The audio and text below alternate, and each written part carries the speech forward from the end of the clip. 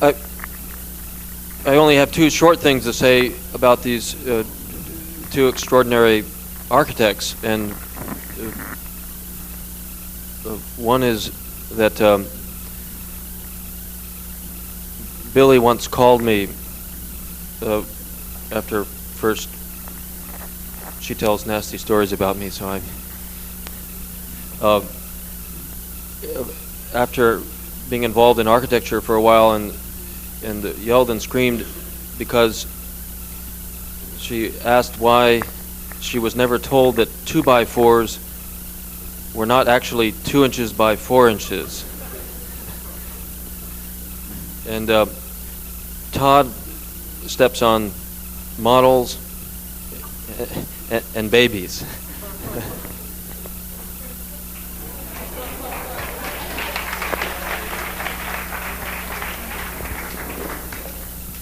Well, that was elaborate. We do apologize for being late. I can tell you that Billie and I have spoken very infrequently together publicly, and it's a great honor to be here together. Part of the reason that we were late was that we couldn't quite agree on this slide arrangement, but we will try to cooperate up here. I generally seize the microphone first and do all the talking, but in fact I'd like Billie to be the lead as much as possible, and I'll try to refrain myself from interrupting. I guess we have to control the slide.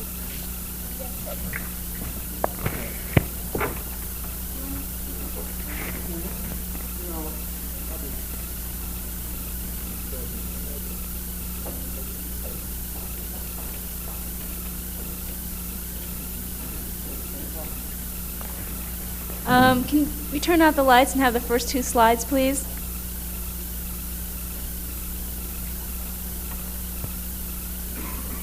That's very strange because it's not our work. This is a Robert trick, I think.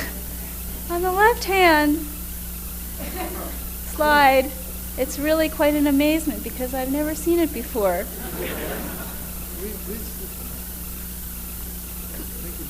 Can we check the carousel? Here we go.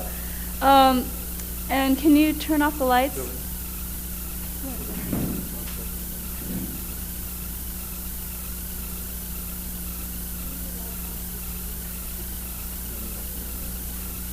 We got to move on to the next two slides. No. These two slides are these two slides are just by way of giving you a little introduction to what we consider our two opposing personalities, and sometimes we hope complementary personalities.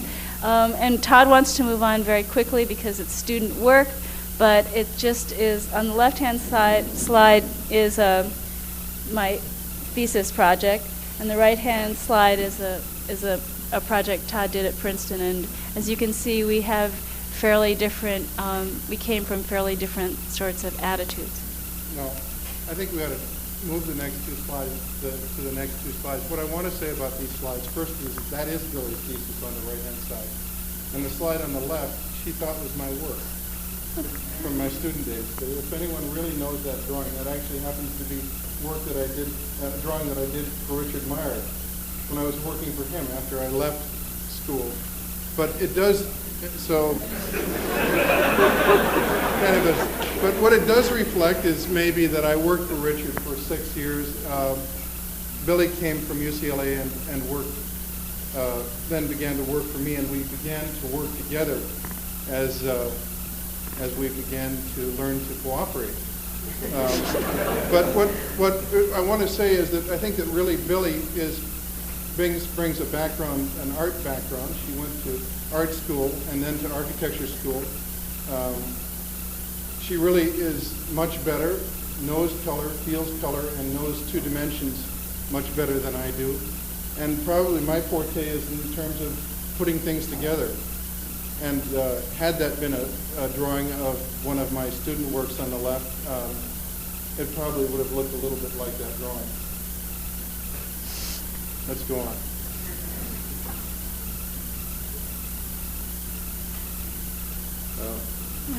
This is a project that I took on after I left Richard Meyer's office in late 1974, and was in sharp contrast to some of the work that I'd done there, but also continued with a great deal that I'd learned from that office and that experience.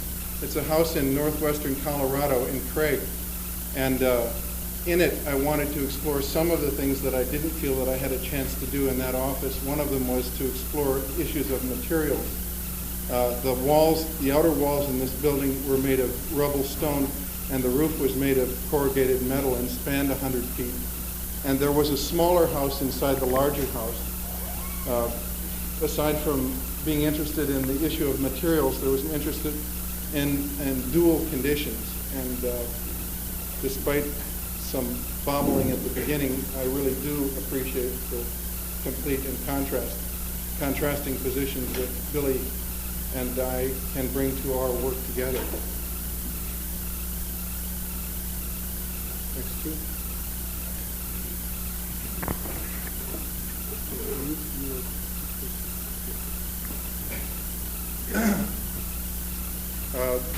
This was a house atop a 3,000-acre ranch, which was treeless, and the program, which was for a family of 4, split the family in two. Beneath the larger shell is the children's wing and garage below, with sort of studio between the two. And on the left-hand side here, on the first slide, is the more adult side of the house. But essentially, these two very known kinds of architectures were sheltered in one parental structure, the larger piece, which really addressed the landscape, the view, the issue of an enormous winter snowfall, which could be entirely taken by the inverted roof, and by very scorching summer suns, which enabled the upper roof to act as a kind of an air conditioning device, kind of way that the wind flowing between the two structures moved more quickly and air conditioned the house.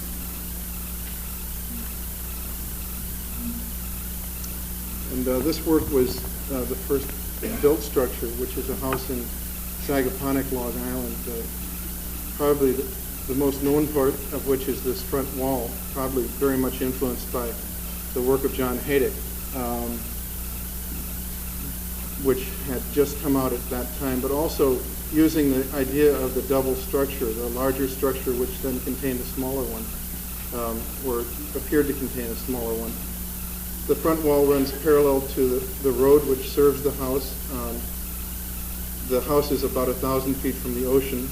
To the south, the sunscreen, which is parallel to the front wall, stops the summer sun from entering in the summer and allows the winter sun to penetrate what is essentially a very thin structure in terms of the actual depth. It's only in this elevation a little bit more than 12 feet wide and extending to 18 feet wide, but it's a house with 3 bedrooms, 3 baths, and so on. The front wall provides not only a windscreen from the north winds, a facade, but also provides the support for a porte cochere, a way to enter the house. And these are photographs of the interior of the house, which weren't so successful and came into a kind of a jumble of, for me, conflicting geometries. There is a double height space which is to the south, and you can see that in both of these photographs. I think Billie better start talking. Well, this is a house that was completed about 1.5 years, 2 years ago in Hampton Bays. It's a house which tries to take advantage of quite a beautiful site. What you see in the foreground is a small pond. On the other side of the house is another small pond, and beyond that, the Peconic Sound. The house was made for a couple whose children were grown and therefore wanted to live their lives primarily on one floor. But in order to take advantage of the views, that floor was lifted up to really a second floor height. And the house really is composed of 3 pieces: a stucco square, a metal panel entry hall, and a stained wood siding wood-sided box which contains the master bedroom and the guest bedrooms upstairs. Can you talk about the plan? Yeah, one of the themes that you'll see extending through most of the work is an interest in trying to reduce the architectural problem to legible elements. Certainly this is not news to those of you today, but the earlier work and the continuing interest is to try to understand what it is that we are doing. I think that the plan doesn't really reflect this. I'm not certain that truly the structure does, but in fact this is a single great room, a stair tower, and then a bedroom wing, as Billie expressed. We were trying to identify these as independent elements, just as we were trying to identify the roof on the first project and the wall on the second project as clear independent elements that were worthy of study.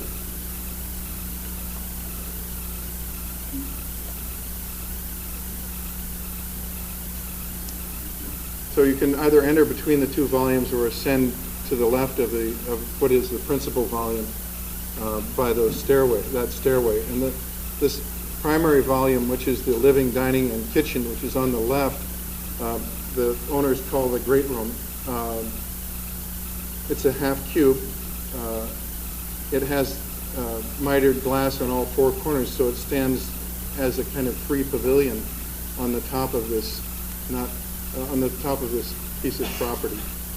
And as Billie mentioned, the owners lived their entire lives at this level.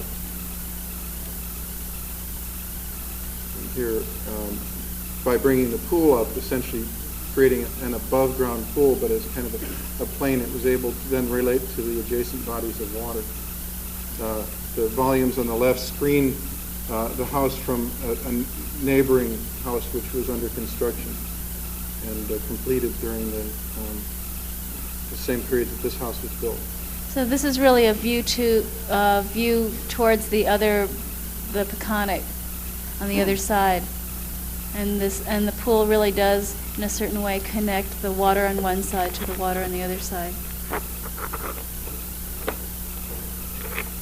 Here is the entry, which is a poster. Thank you. The canopy framing the door. Behind that, the triple height volume, and then on the right-hand side, the facade of that great room, the single volume, which is the living, dining, and kitchen, as viewed from the deck. And as one of the things that interested us and pleased us when it was completed was being able to essentially enter the house, and at this moment of sort of decision as to whether to ascend to the left to the top of the property, and essentially into this entrance, which is on the right, you have the ability to see the structure of the ceiling of that great room.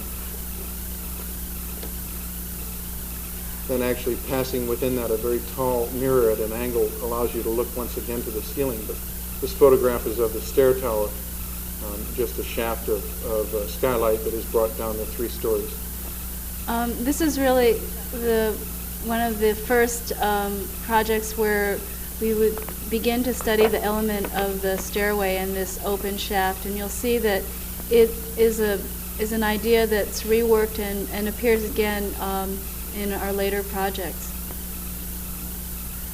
This open shaft connects up to a skylight, which then, in a certain way, we're trying to sort of bring the earth down to the sky. One of the things that connects the work, I think you'll see, is this investigation of aspects of the architectural, of one's architectural life. And I think the idea, the interest in the driving force behind this is not to necessarily capture it in any single building or to capture it and find the correct way to do it and to form a style, but to, in fact, continue to use and to explore these various issues as they arise, to see how they transform from condition to condition, and to see that it's essentially a kind of an architectural life that lives independent of your own life and might have a time span that is in excess of your life and your ability to execute projects. So here we are on the left on the kind of bridge.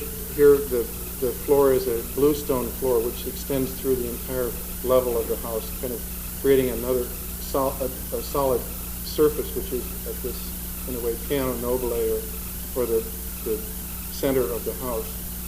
And you can see the view into this thing, the great room. Kind of screening device that controls the kitchen. You can see again on the right, which is a series of cabinet work pieces that either contain things as ordinary as refrigerators and lets them function normally, but also begins to collect them and allow them to be servants in a way to the idea of this larger room. On the left, you can see where this right-hand photograph, the viewpoint from which it was taken, and that's the second floor in which there are two bedrooms and a living room in between them, and those are for children or guests. I mean, along the way, one of the things that we allow projects to do, I think everyone is doing that now, but we particularly have enjoyed, is to allow details to come to the fore to explore aspects of the architectural problem which at a larger scale might mean something else. In the case on the left, you simply see a handrail detail, trying to think about the connection of flat steel pieces to round steel pieces and walls, etc. And on the right table, which is simply made of a single gesture to a piece of material, which in two cases is aluminum, one case is copper, and sitting on a rug which Billie and I had designed for the house. The rug, because there's a great deal of water around the house, one of the interests in our rugs is the issue of the reflection of and investigation of both the ground plane and the sky plane. In this case, we imagined this was had the kind of dark water of a pool, but with little white flecks in it were kind of references to the stars, the fact that there was a really open sky in this place. And as well, we made a series of cuts into the rug, which started to talk a little bit about the paths that are both cut into the water as boats move through them, or as stars and other objects might move through the sky.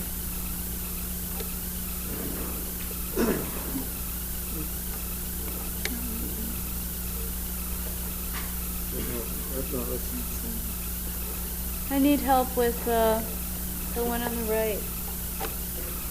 Yeah, help.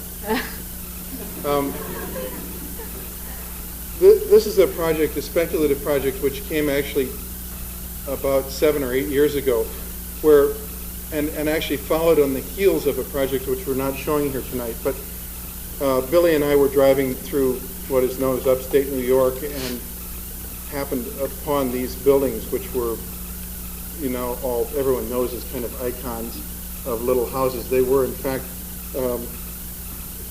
socialist camp dwellings, and the camp had been dismantled in the late 70s, I guess, and these houses had been moved to a piece of property. There were 100 of them, and because we had just done a project where we had moved some buildings, we knew that they would be cheap, and we bought 9 of them on the spot. And then they came in really handy, too. Speculated on what to do with them. Each of them was a kind of ideal home. It had a door, and opposite the door were 2 windows joined, and to the right of the door and the left of the door was a single window, and they were 10 feet 3 by 10 3 by 10 3 tall. So we speculated they could together form a kind of an ideal villa, which you see on the right, kind of like Villa Rotunda of the Catskills. Of the Catskills, yeah. Facing 4 different directions, suggesting a compound of buildings, but also a single building. Like the early structures, particularly the first 2 projects, having a kind of a sense of modesty and immodesty at the same time.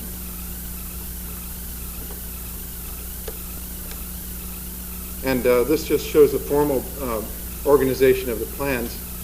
We took because they're in a state of dishevelment, we took the buildings which were at the axes and conceptually removed parts of them, because rather than restoring them, and created 4 different entry points to the single plinth or platform, so that doors always faced to the outside of this and the double windows faced to the interior, where there was simply a kind of an open basin.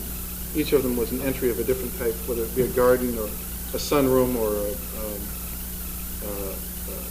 a stage or simply an entry. And to these in rotation, what we did is we rotated each of the corner buildings so that every facade then gave all of the ingredients of the building, which was a door, and to the left 2 windows, and to the right 1 window. And then by connecting them with links that supposedly had either the kitchen or the bathroom in them, this front building on the left would become, let's say, the primary villa with a dining kitchen entry, bathroom, living room.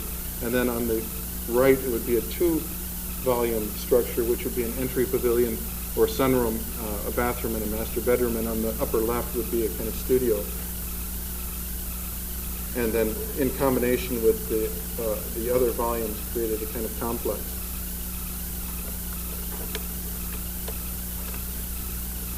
Model.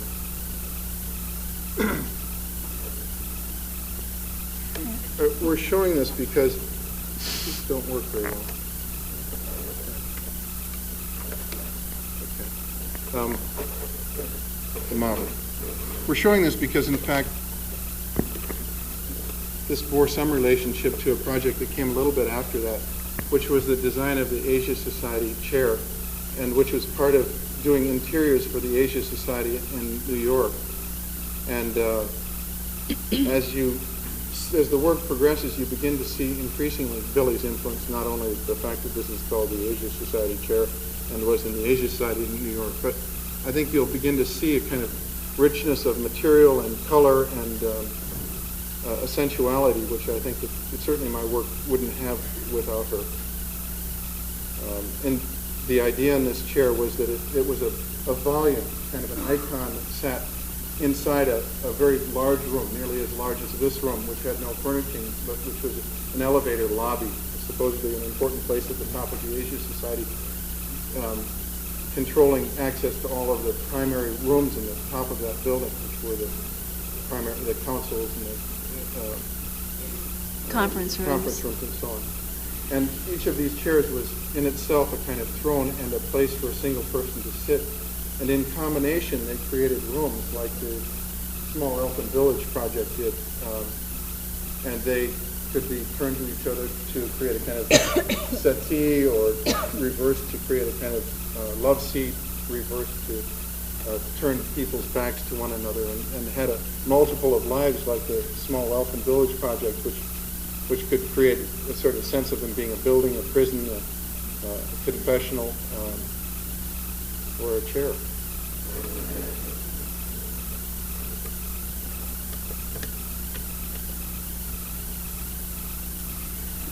Once again, working with an idea of making an object in a standalone within a space. This is a very small job. It was an apartment in New York City that had a fairly complicated configuration, which we worked to simplify. But in that apartment, we inserted one long wall that was on a diagonal. And this apartment belonged to a person who had an art gallery. And we made an agreement with him that he used this apartment as both his place of residence and a place to show work, but that wall would always remain empty.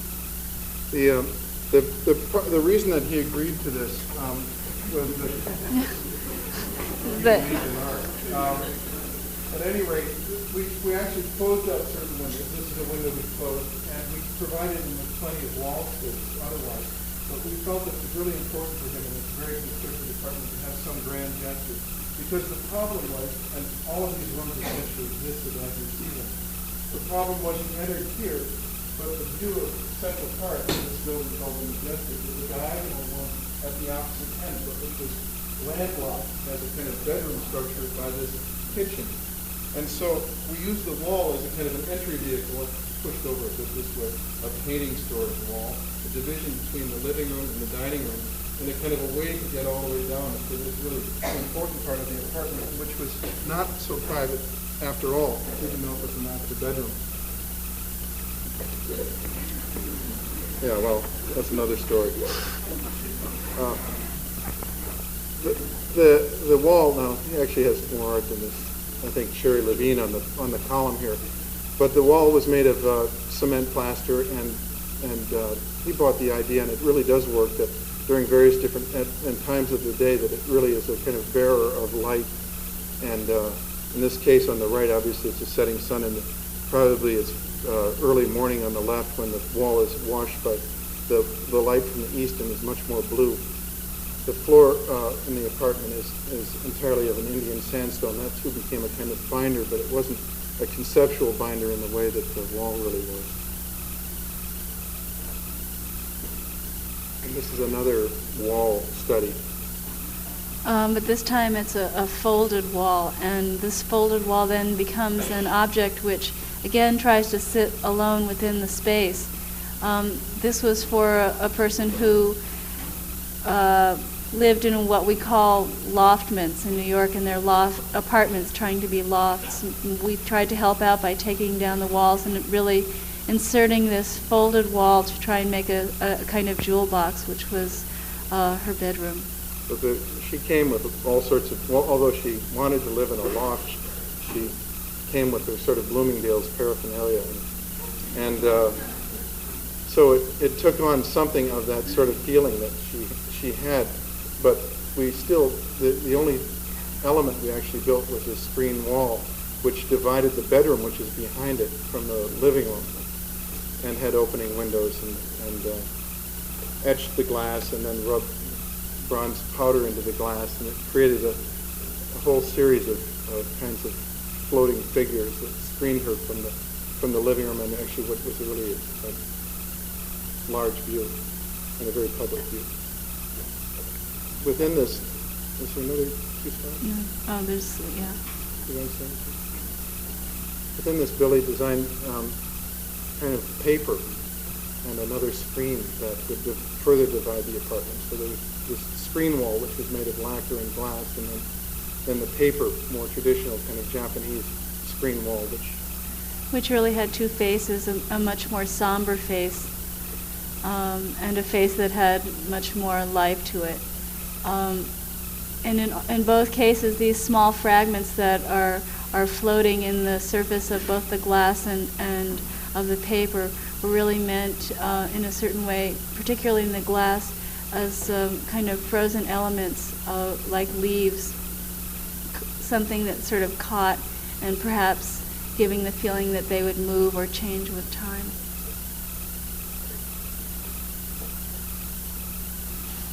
Another investigation of both the object and the wall was done about 4 years ago, 3 to 4 years ago, I guess, at the Hayden Gallery when we were asked to design an exhibit, the final exhibit for the Hayden Gallery at MIT. This is a really terrific gallery that MIT, that is under the aegis of MIT, but which is quite independent.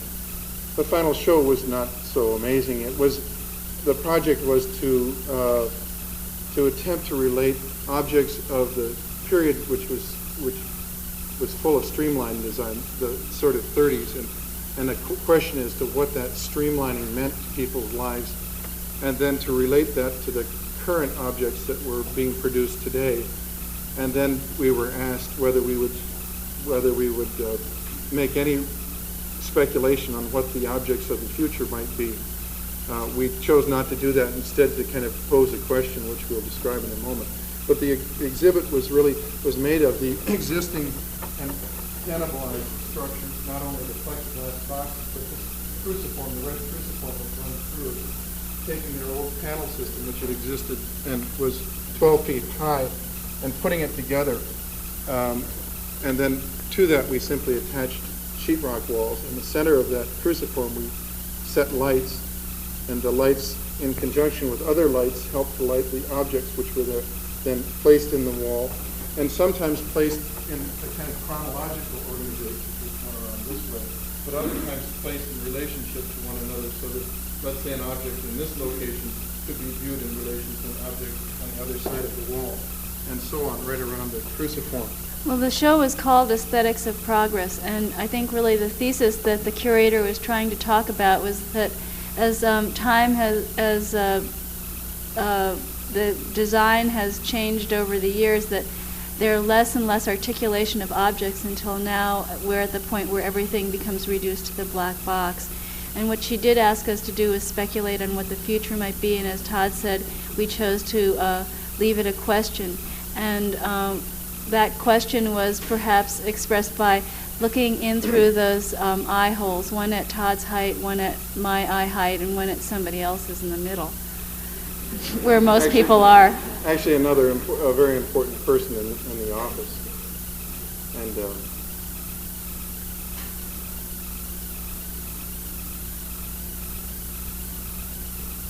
yeah, go to the next picture.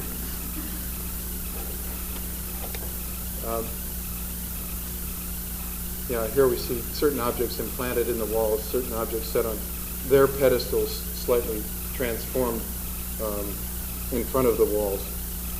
And what you see on the ceiling, let's go to the next two. I don't know. Oops. Here you see some sort of suggestion on the left on the ceiling as to what we felt was the future, which was a kind of ineffable cruciform of light. And I suppose that was a kind of a blank question and response on our part. On the right, maybe something more positive, which was that we'd taken the standard aluminum frames and fixed the glass where we had to keep people's hands off objects with lead wedges that come from hammerheads, and that set the glass in a fixed position and created a kind of a barrier between the individual and the object. And here, this is the view from the eye holes. That place which you really cannot enter. The fluorescent lights on the floor. And the interior is painted white with the blue simply created the light on the ceiling.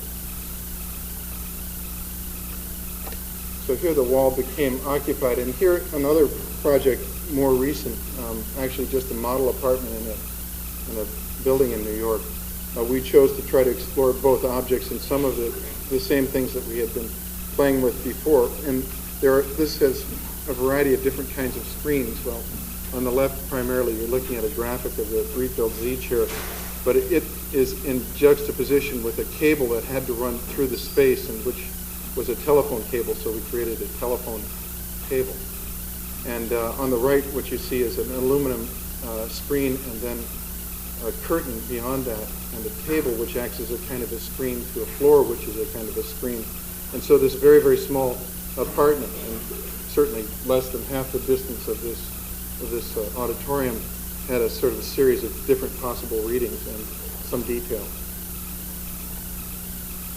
The floor, in a way, was a kind of screen because we placed in the standard terrazzo floor, we placed aluminum plates in certain patterns to create places in the room and a kind of texture in the room which related to the rug. In the far corner of this space, which was a place that was not really occupiable, we designed a steel bench, which you'll see detail of in a moment. I think this was Todd's favorite object, yeah. One of his favorite objects, and it's also about making a space which you cannot enter, which is that this space inside the box. You can see it, but you really can't ever enter it. Well, the box is made of two different sized plates and all similar angles, and we'll see a detail in a moment. Here we see a screen that leads to the bedroom and a rug really designed by Billie there with, again, these same sorts of these elements that seem to float across the rug and create a layer between the foot, the rug, and the floor. The elements are woven in silk, and they have very much a hand to them like velvet. So as you walk across them, they really do change and catch the light in very different ways, and do make another layer floating above the very flat wool of the rest of the carpet. Then just a detail of a counter in the bedroom, which opens up to reveal some quiet surprise.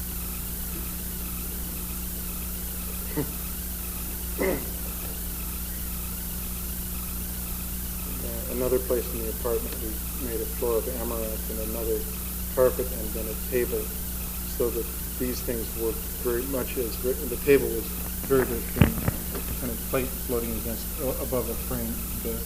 The rug then floated in a way in sharp contrast to the floor. And the detail of the aluminum screen and of the box that interested me as an exercise. It had handles, and so it weighed as much as I do. And I imagined that you could carry my ashes in it. There was a kind of trunk, and it was all mechanically fastened. And through open corners, which were and open edges, you could catch glimpses of the interior and could dismantle it into a series of angles and plates in pretty short order.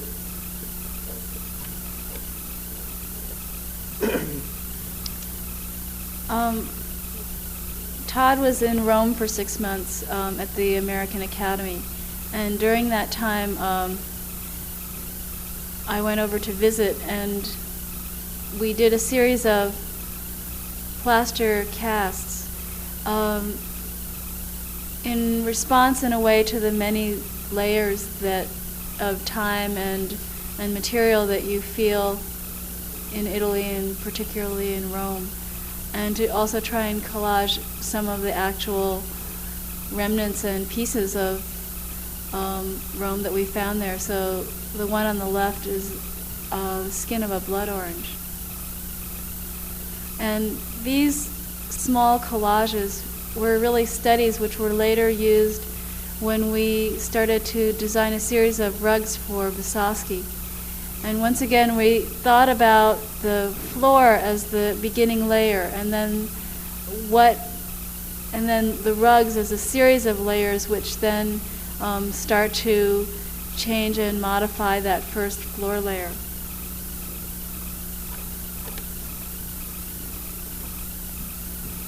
So here's one of them. This one is a floating silk figure that is known as a kind of scarf, because we imagined that scarf had been dropped onto a field, and the scarf then had been pinned to the field by these figures that had been floating around. And the field itself was not only kind of a dark green background, almost a forest, but it also was grounded itself by kind of an order that existed. And these orders, in a way, that are different, are really also express a kind of certain way in which Billie and I work, which is that it is a kind of series of layers and contributions. And we imagine that one day this could work into three-dimensional work better than it has in the past, and in ways that we can't imagine right now. And the detail shows that the scarf shows a little bit of the hand of the silk, so that this scarf is also very, very alive, and changes constantly with whoever moves across its surface. It's another one of the series. This one is done in different kinds of wools. Pardon me. In this case, we're mixing a worsted and a more conventional kind of wool, and then trying to get. This was actually for that apartment with the big wall, the long wall, the cement plaster wall, and which had a floor made of Indian sandstone, so that we imagined that the lowest layer of this rug, in fact, was the base, the backing of the rug itself, the sandstone, and had hoped that the backing could, in fact, be expressed. It didn't work out, but we got close to it. So the slices that run through are really seen almost as if you cut through the rug, and you could see the sandstone floor upon which the rug was sitting. And once again, there's this gray scarf or figure which is tossed down, and then we had them cut it as if there were very fine wires which bound this gray form to the flat blue surface. So we really see these rugs as just a series of layers, and try and work with the different ideas of the different layers building up from the floor.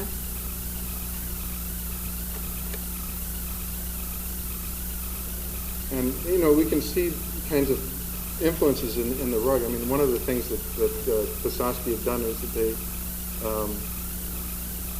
they had created rugs for. I did the photograph.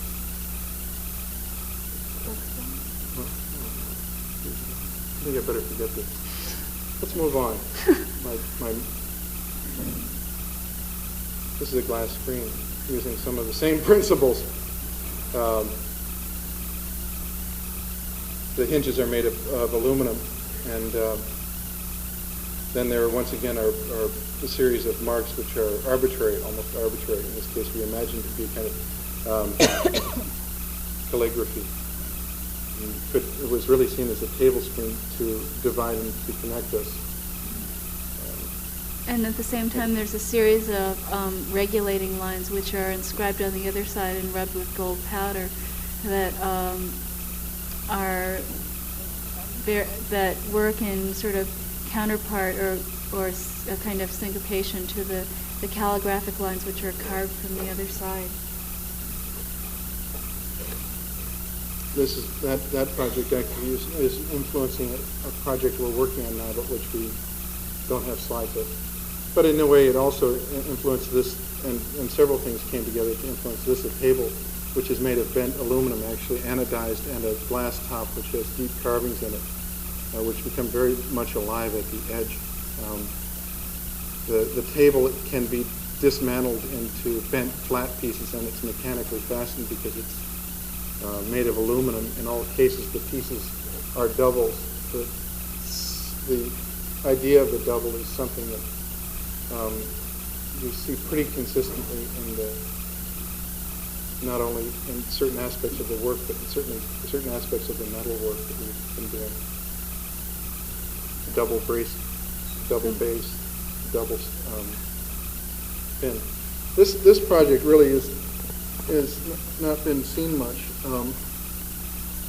It's a private island off the coast of Connecticut, which has given us kind of bread and butter to speculate on a lot of the other projects. The owner, who we'd done an office for some time back, bought this private island and asked us to begin to work on various aspects of the problem of an island. And they ranged from installing a desalinization plant to a septic sewer to restoring a really foul-looking house to taking down seawalls, rebuilding new seawalls, building a wharf, a swimming pool, and it was actually a terrifically interesting exercise because it, in a way, got us involved in all sorts of architectural issues that were well beyond us, but which actually expanded our interests and abilities, our understanding of the landscape. On the right is a granite wharf, which was one of the requirements.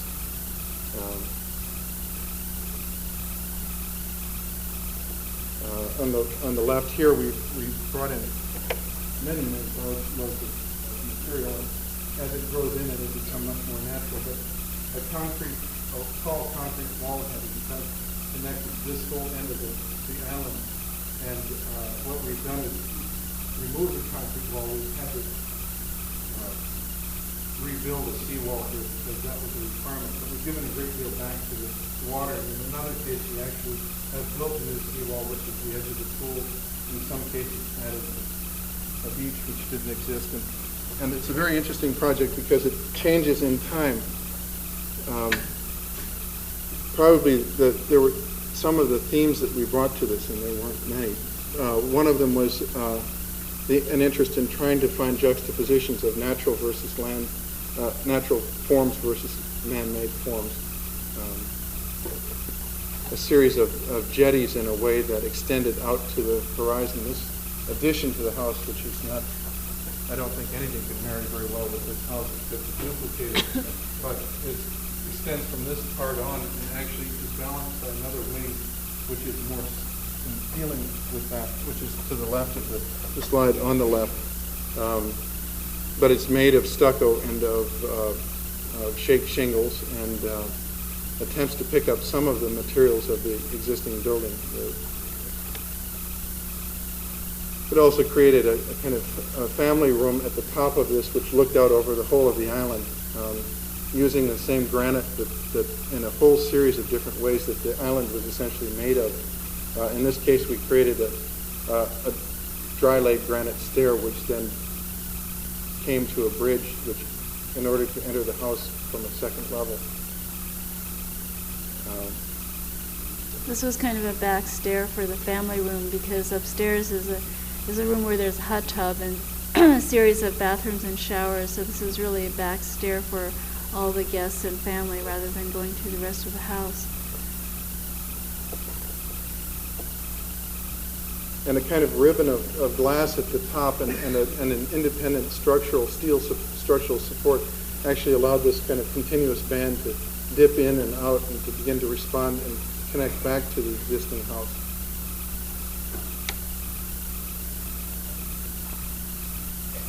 This is one of the more satisfying moments in the resolution of this particular part of the project, was this window wall. Yeah, that's all right. And down below is a dining room for which we were able to design a good deal of built-in furniture, but also a dining room chair, which is made of carved wood, solid oak, which is actually now being produced. And this chair has also spurned an interest in a kind of an offspring of the chair. The chair is, in a way, like many of the different projects. In this case, it's a kind of synthesis, not only a traditional chair, pretty traditional chair, but it's also a very, and a normal chair, but it also has a kind of geometry which is both very hard-edged, in fact, is made of a square and a circle, and simply allowing a kind of sensual line of the back, which is the back leg and the back support of the chair, to generate one set of geometries, and the front legs, which are orthogonal, to generate another set of geometries. And to watch these two different things begin to come together is It's really a chair of opposites that somehow find a kind of mating. Someone in the office wanted to call it the hermaphrodite chair, but it didn't go over too well. So here it is. And the chair was designed, imagined that the skirt, the small skirt which exists, didn't have to exist, but this was the first real chair that we had designed and made, and we learned that the front legs had to be braced. The back legs were perfectly braced by the wood that connected, that created the shell of the back. And so these legs were perfectly braced, but the front legs were not. And so a skirt was created. And this chair is ultimately a comfortable and a satisfying exercise, but it bothered us that the skirt had to be added, and so we imagined a second type of chair which wouldn't require that. Another exercise in the island, which was taking and using the same granite and steel base to create a table.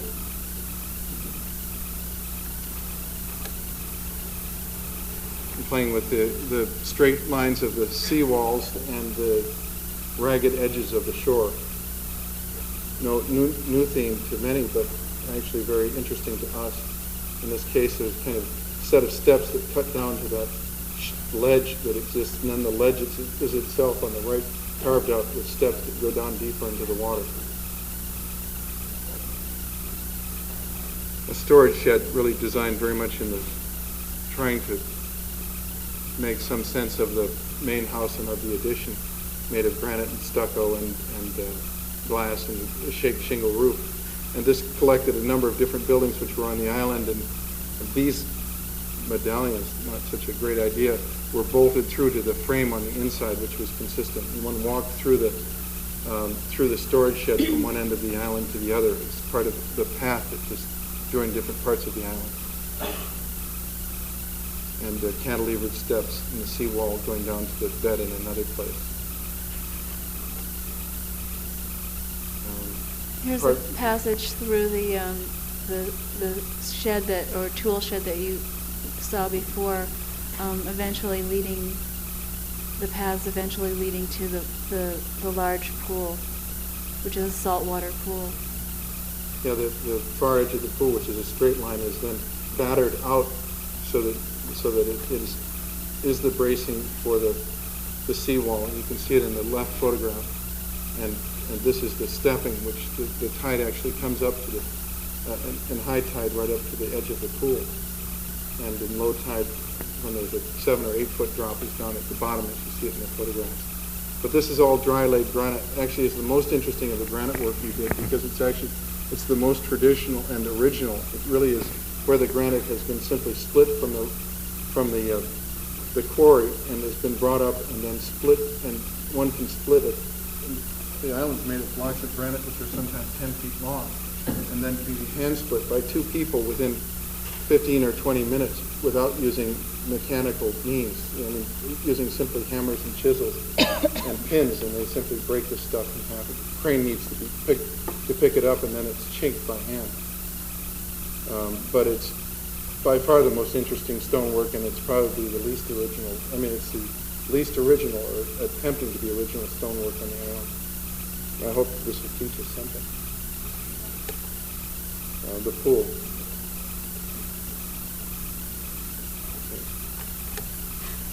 And then the final project we're working on is the shore property project. And I'm sorry we don't have the drawings of this project here.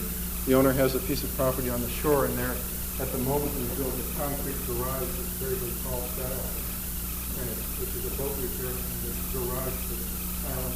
Then a long seawall which then connects across the bridge to a bridge that's raised and lowered with the tide to prevent the place to disembark to go to the island. And the house here, which is obviously a variation and is more complex than the model now shows, refers back to previous projects, to this issue of duality, to the idea of the floating roof, to the idea of a widow's walk and a kind of the hovering horizontal plane and the kind of vector heading out to point to the island. And this is the second chair that we described, which is a critique of the first chair, and which was designed really for the Whitney Museum, which is for whom we're doing a small branch downtown in New York.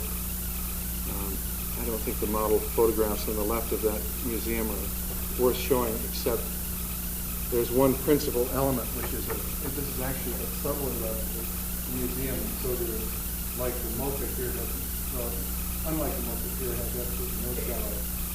This is the element in the stair that one uses to enter into the gallery space, which is in the basement of this really slow-looking building. And this simply is like a ceiling tile. And so there's a kind of spine which ties together and creates a kind of a sense of a roof plane in that space.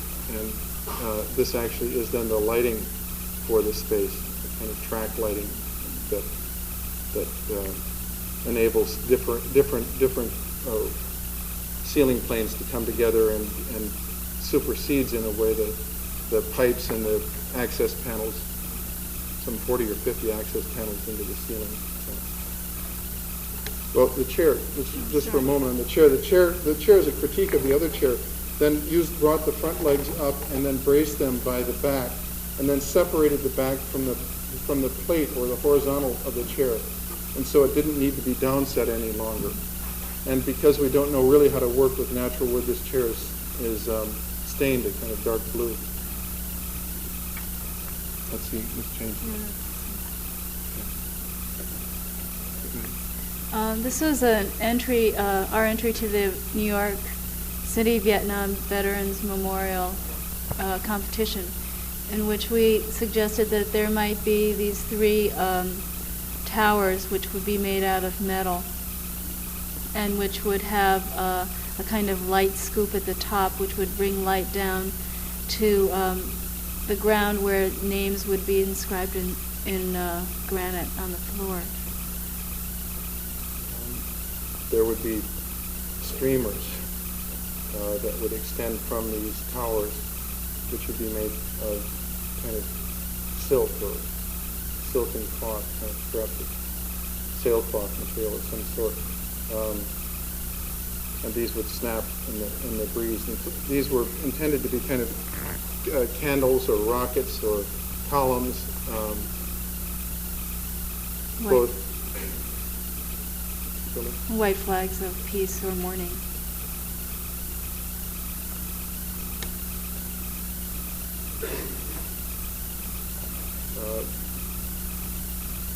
The plan of the same thing in a detail sketch, Billy's sketch on the right. And on the right, another project by Billy, and on the left, one by the two of us. In a way, they're all collaborations. But on the right it's controversial at the moment because there had been a kind of an open questionnaire to people as to what to do with Columbus Circle, and people were allowed to speculate. You can see that Billy's suggestion was to dig right through the center of that and dig a hole to China. Really, because that's what Columbus was looking for. And it was pretty strong reaffirmation of the circle, and probably also this sort of searching for one's dreams. And on the left, the same kind of thing for a way to celebrate the Statue of Liberty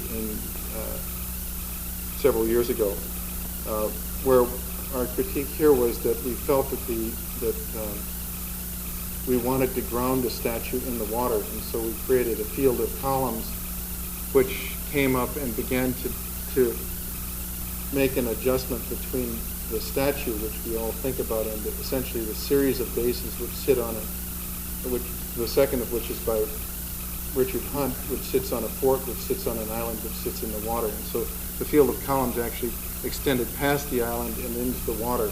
And on top of these columns were, we imagined, whirling copper rods that would catch lightning and threaten liberty and really celebrate. Act as sort of weather vanes, kind of blowing in the wind.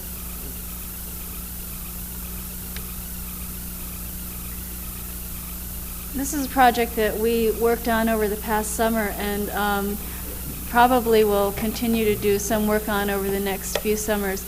There's a group called Creative Time in New York which sponsors a project called Art on the Beach.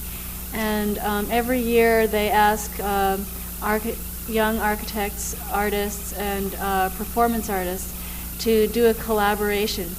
And each group is given several $1,000s, and they use that, the artist and the architect usually, to try and make some space or object or piece upon which the performance artist then will do their particular piece on weekends throughout the summer. So Jackie Ferrara, who's a sculptor, and I were asked to be site architects for this piece of land which is on the East River, really across the river from 34th Street, and is a landfill site, in order to try and give it some structure for this last summer's Art on the Beach project. Two of the people who participated in the project are people who are working in our office and who are former SCI-Arc students, Annie Chu and Rick Gooding. And this project is a very mixed success, certainly on our account. Although it was difficult because we had only, I guess, a couple of $1,000s with which to try to organize the entire site.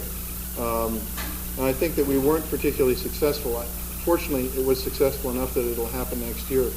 Our idea was that we would take, and with a series of concrete blocks, which were virtually found objects, would create a structure on this site. And you can see that here as a series of walls, which were dividing walls. It would create places for the artists to create their work.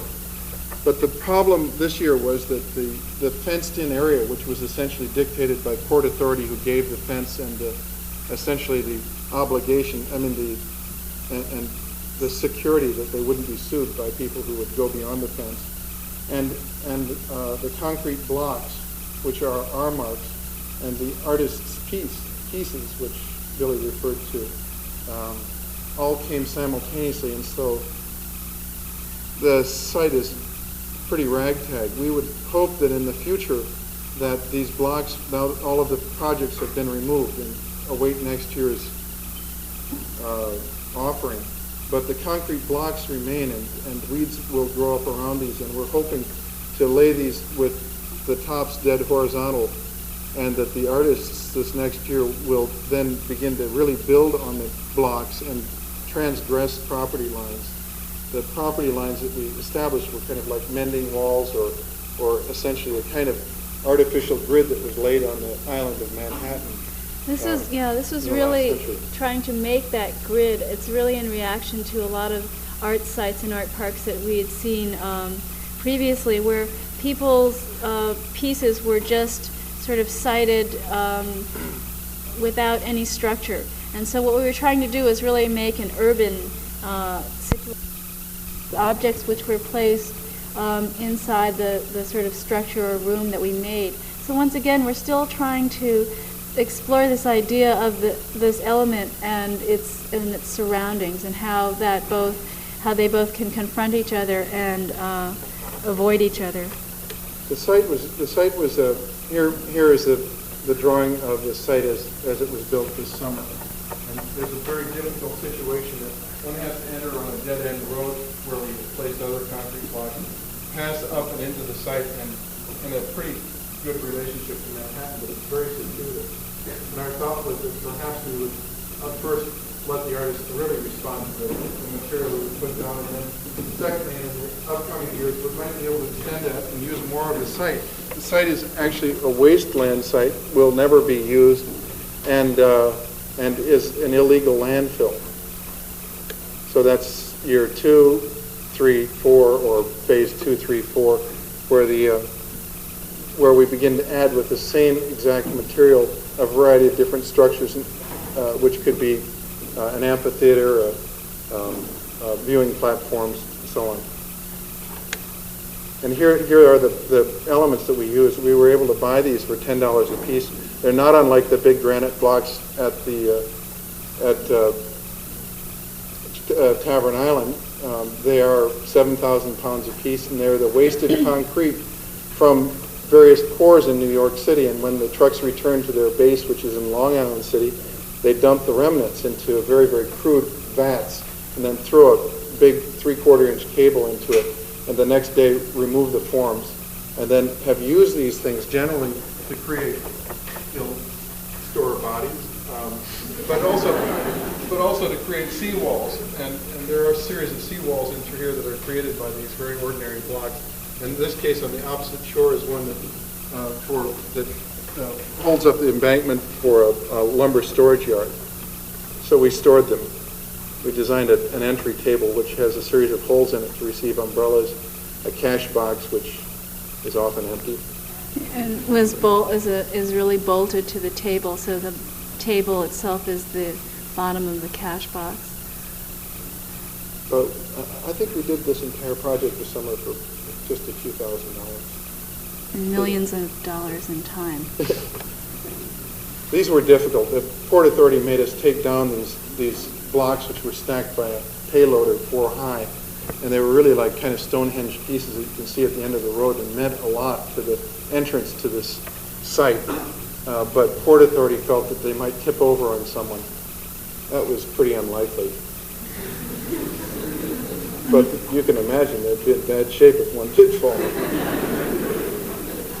The blocks are stored in a sequential sort of system on a diagonal, which is something that really is a kind of pattern system that Jackie Ferrara, the sculptor, is very, very interested in. So that was an important element for her as well as for us, for finishing off the end of the street. And I think that Jackie and Billie and I came to common ground in using this very, very repetitive unit in a variety of different ways. Again, it's not that successful this year, and I don't know that it will be, but we felt good about the idea behind it. Here's some site photographs near the opening. We don't show you the various pieces. Actually, I think that this last summer, the artists/sculptors' works were more successful than ours were, but I hope that, and later ours will become quieter and will become a better binder for their work. In this case, is an artist using hay bales. Actually, that is Annie Chu and Rick Gooding's piece up there, working with a person who's often worked with Laurie Anderson. These blue screens actually appeared to be television screens, and inside that battered wall will set up a series of sets and ways by which one could put your head up and look into the windows and look both at Manhattan and at these small sets that were set inside the wall.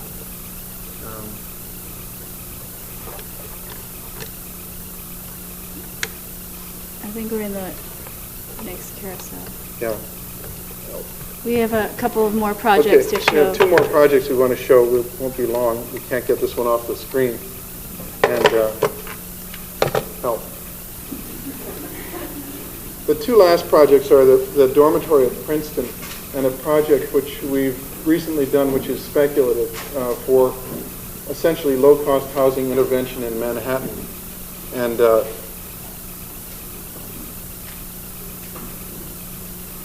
actually, on the right, you'll see the plan of the dormitory at Princeton site plan.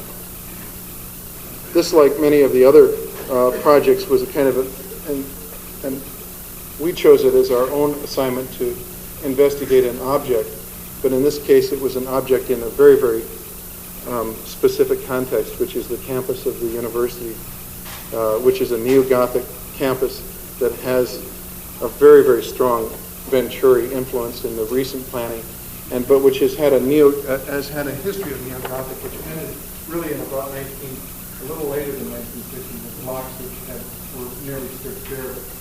The campus planners now speak Venturi and want buildings, insist on buildings with pitched roofs and references. And we believe it was an interesting assignment, and certainly the most important one we've received. To the right, this is the typical campus material, neo-Gothic stuff, referring to the Oxford campuses, Cambridge and Oxford in England. Their series of dormitories did not have any focus or center to them. They had a series of towers which connected complexes, but there was no college system. And in the last few years, they've attempted to implant or impose on the campus a college system.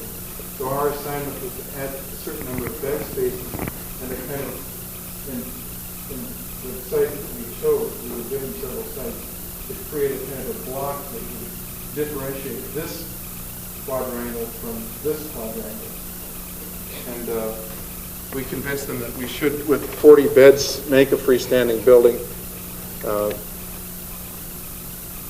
This is the downhill view, actually, to what on the left slide is an incomplete quadrangle. It's now been completed by Fred Coder, who's done kind of a building on the other end of the campus, of the quadrangle, pardon me. But we really implanted this between these two different geometries and used the change in site height of something more than 15 or so feet to make a transition between this lower quadrangle and upper quadrangle. And the building is a bearing wall building. Actually, it is block and brick bearing that extend up to the brick line. It's a steel frame covered by a copper cladding on top. It's a concrete plank building that spans in this direction. The bricks are made of a Normandy scale brick, which is a longer brick, and the joints are raked horizontally to give a kind of a sense of both horizontal and vertical. And the iron spotting of the brick begins to connect it both to the brick building on the right and this ashlar building on the left. By gathering windows to the center and to the sides, it gave some sort of measure of a kind of Gothic architecture. There's a kind of toughness to it. We fought long and hard to allow them to let us leave this slot of space between the sidewall of the existing building and our new building, and then had to go with for variances to have windows on this facade. In fact, they're wonderful windows because they look into the texture of the brick on the right. And then, back.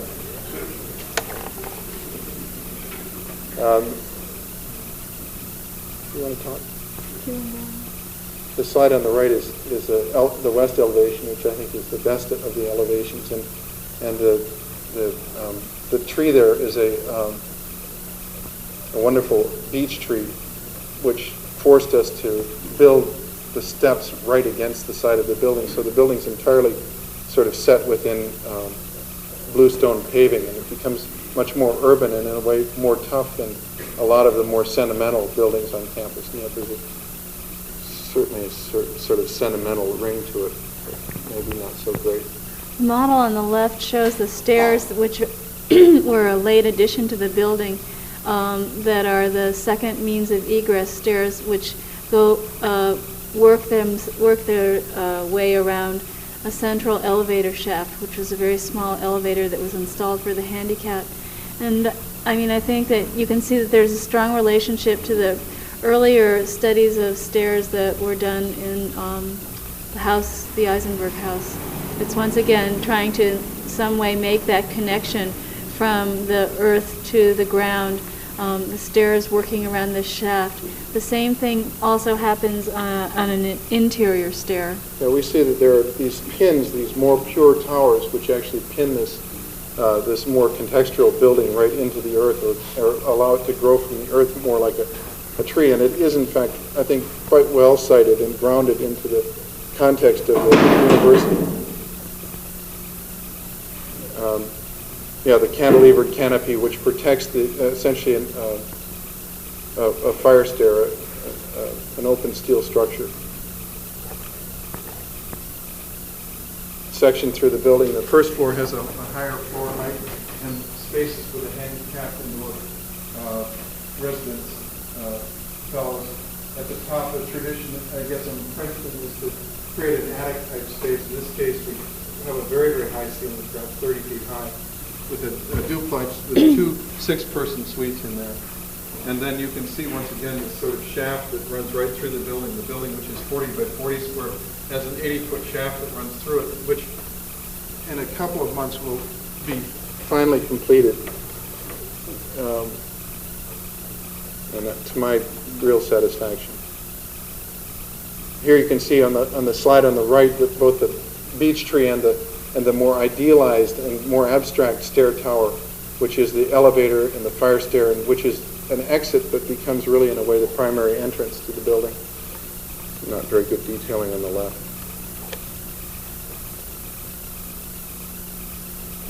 This double, which also is in the Eisenberg house, and which is a theme actually in this, that we kind of taking and pushing things together and creating horizontals so that we have contrast between horizontal and vertical. The interior stair to the topmost suite, the sort of ladder-like window that extends partway between the double height suite and the top. And then the entrance hall, and here you come in, once again, this is the campus tradition of bluestone surface that then ascends into the stair tower, and then the stair in an absolutely construction that was brought to the site and built very, very rapidly. Stairs that were all exactly the same, wrap around the shaft and are supported between the shaft and this concrete block stair.